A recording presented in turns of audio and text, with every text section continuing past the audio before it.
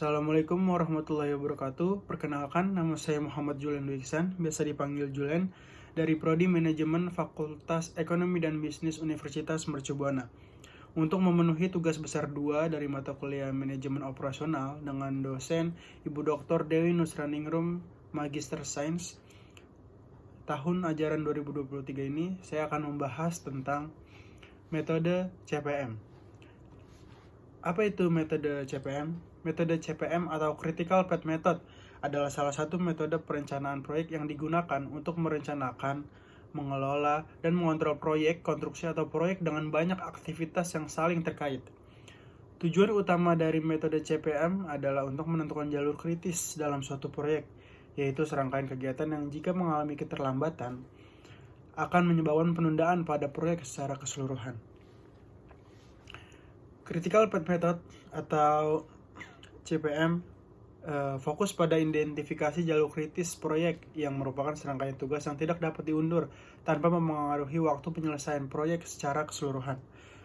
CPM membantu manajer proyek dalam menentukan prioritas tugas dan mengidentifikasi batasan waktu. Sebagai contoh, dalam proyek pengembangan perangkat lunak, CPM digunakan untuk menentukan urutan tugas dan menentukan waktu penyelesaian proyek.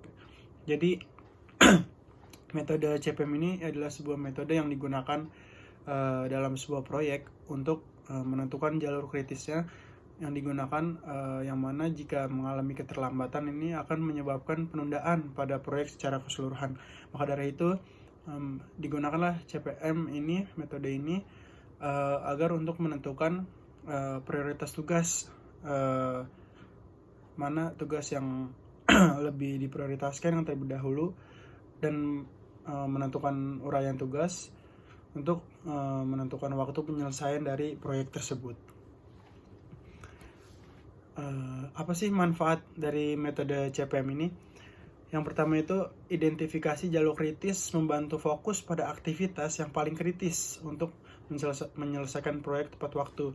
Jadi mengidentifikasi mana nih aktivitas yang paling kritis, yang paling penting untuk menyelesaikan proyeknya ini tepat waktu agar tidak terjadinya penundaan, keterlambatan pada proyek tersebut. Yang selanjutnya itu memungkinkan perencanaan dan alokasi sumber daya yang efisien. Jadi untuk berjaga-jaga, mempersiapkan segala kemungkinan terjadi dengan melakukan perencanaan dan alokasi sumber daya yang lebih efisien. Selanjutnya itu memberikan perkiraan waktu penyelesaian proyek yang lebih akurat. Jadi mengidentifikasi agar waktu penyelesaian proyeknya itu lebih akurat. Sekarang kita masuk ke contoh dari metode CPM ini pada proyek konstruksi. Yang pertama, langkah pertama kita itu mengidentifikasi kegiatan. Sebagai contoh, A. Perencanaan desain, B. Persetujuan desain, kita ambil C. Pengadaan bahan, D. Konstruksi bangunan, E. Pengecekan dan uji coba, F. Penyelesaian.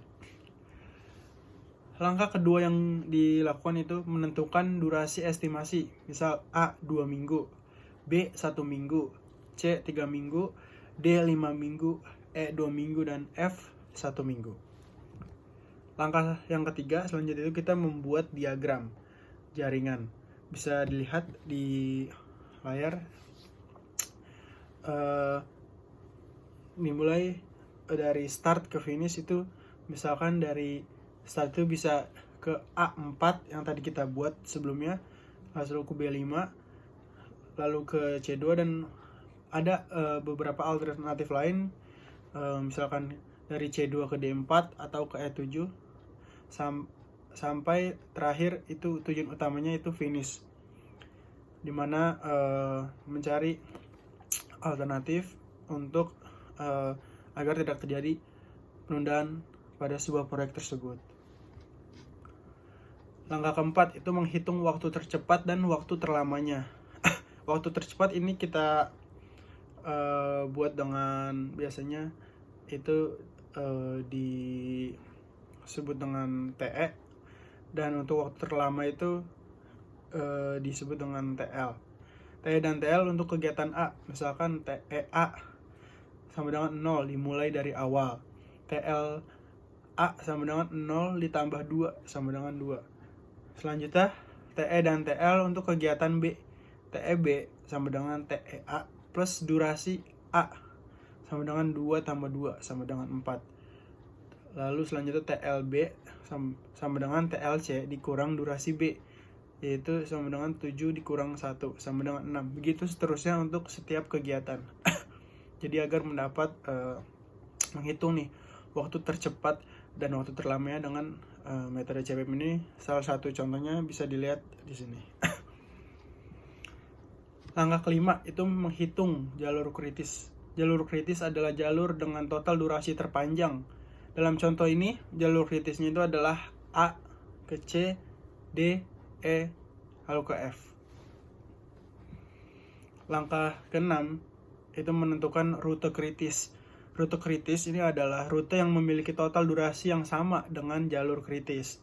Dalam contoh ini, rute kritis adalah A, C, D, E, F yang tadi. Langkah ketujuh itu menentukan slack.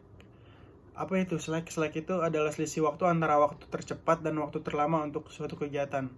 Jadi slack itu selisih waktunya antara yang tadi tercepat dan waktu terlamanya berapa selisihnya. Untuk contoh ini, misal slack B sama dengan TLB dikurang TEB sama dengan 6 dikurang 4 sama dengan 2 dari contoh sebelumnya.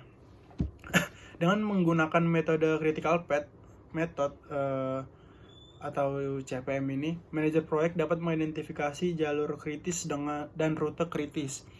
Hal ini membantu dalam menentukan kegiatan yang paling kritis untuk menyelesaikan proyek secara tepat waktu. Selain itu, pengelolaan slack memungkinkan manajer proyek untuk mengelola risiko dan menentukan kegiatan yang memiliki fleksibilitas dalam waktu penyelesaian. Apa sih integrasi dari CPM ini? Dalam banyak proyek, CPM digunakan untuk memberikan pemahaman yang lebih lengkap tentang jadwal waktu dan risiko. Integrasi CPM memberikan visibilitas yang lebih besar terhadap jalur kritis dan memungkinkan manajer proyek mengidentifikasi dan mengatasi potensi risiko yang lebih efektif. Kesimpulan yang bisa diambil dari metode CPM ini, yaitu metode CPM ini membantu manajer proyek dalam merencanakan dan mengelola proyek dengan lebih efisien, mengidentifikasi risiko potensial dan meminimalkan kemungkinan penundaan. Perhatikan bahwa CPM ini bekerja dengan baik pada proyek-proyek yang memiliki aktivitas yang dapat diukur secara kuantitatif dan memiliki ketergantungan logis antar aktivitas. Banyak metode yang digunakan dalam sebuah manajemen operasional dalam sebuah proyek, tergantung manajemen proyek dalam mengambil keputusannya yang terbaik dalam proyek tersebut agar bermanfaat bagi sebuah perusahaan, bagi proyek tersebut dan lingkungannya. Salah satu yang bisa digunakan itu adalah metode CPM ini. Metode CPM ini membantu dalam manajer proyek ini untuk istilahnya itu mengambil alternatif agar proyeknya tersebut tidak mengalami penundaan yang tidak menimbulkan keterlambatan pada proyek tersebut. Mau tidak mau proyek tersebut ini harus diselesaikan dengan baik. Maka dari itu mencari jalur alternatif itu dengan salah satunya itu dengan metode CPM ini agar untuk mengidentifikasi jalur kritisnya supaya dapat menentukan prioritas tugas mana yang harus didahulukan dengan baik agar proyek ini dapat dijalankan dan tidak mengalami keterlambatan. Itu saja yang dapat saya jelaskan tentang metode CPM. Kurang lebihnya mohon maaf. Semoga penjelasan saya ini bermanfaat. Terima kasih. Wassalamualaikum warahmatullahi wabarakatuh.